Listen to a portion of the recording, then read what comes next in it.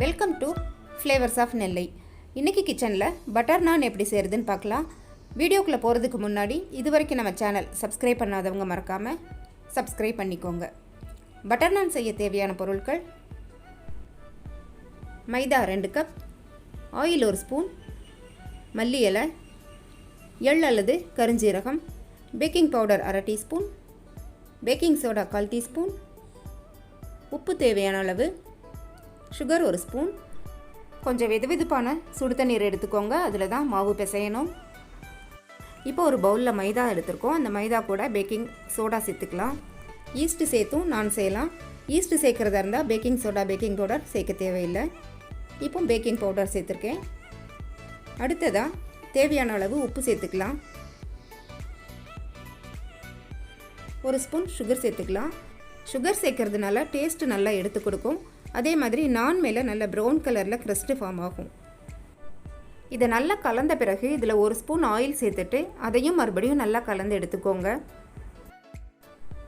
தயிர் சேர்த்தும் மாவு பிசையலாம். மாவு நல்லா சாஃப்டாக கிடைக்கும். தயிர் சேர்க்குறதா இருந்தால் 1/4 கப் தயிர் இந்த ஸ்டேஜில் சேர்த்துக்கோங்க. நான் தயிர் சேர்க்காம தான் இன்றைக்கி மாவு பிசைஞ்சு காட்ட போகிறேன். பேக்கிங் சோடா பேக்கிங் பவுடர் போட்டிருக்கிறதுனாலையும் நம்மளுக்கு மாவு நல்லா சாஃப்டாக கிடைக்கும்.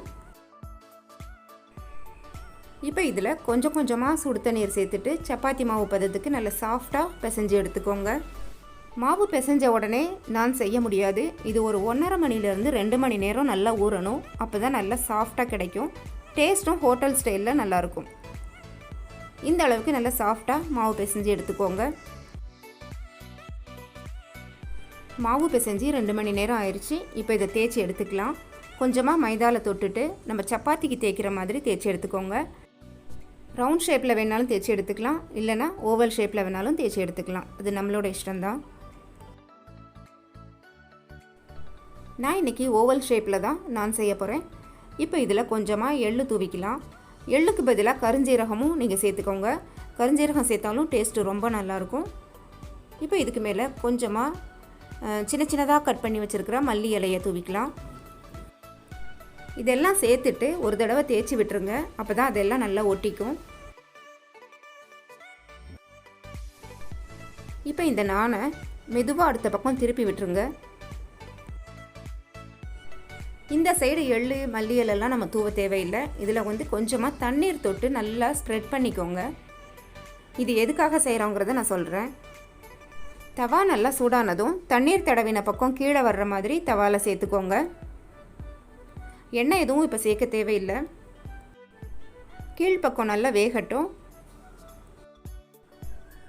இப்போ பார்த்திங்கன்னா தெரியும், மேலே சின்ன சின்ன பபிள்ஸ் ஃபார்ம் ஆகிருக்குது. நம்ம இந்த நானில் கீழ்ப்பக்கம் தண்ணீர் தடவி இருக்கிறதுனால தான் மேல் பக்கம் இந்த மாதிரி சின்ன சின்ன பபிள்ஸ் எல்லாம் நல்லா ஃபார்ம் ஆகி வருது. அதே மாதிரி தவாவில் அது நல்லா ஒட்டிக்கும். அதுக்காகவும் தான் நம்ம தண்ணீர் சேர்க்குறோம். நான் திருப்பி போடக்கூடாது. அதுக்கு பதிலாக நம்ம ஃபுல்கா செய்கிற மாதிரி இன்னொரு சைடை டைரெக்டாக ஃபயரில் காட்டணும். எல்லா பக்கமும் நல்லா திருப்பி திருப்பி ஃபயரில் காட்டி எடுத்துக்கோங்க. மல்லி இலை தூவி இருக்கிற சைடு மட்டும் ஃபயரில் காட்டினா போதும். நான் ரெடி ஆயிடுச்சு. இப்போ இது சூடாக இருக்கும்போதே அதில் பட்டர் தடவிடலாம்.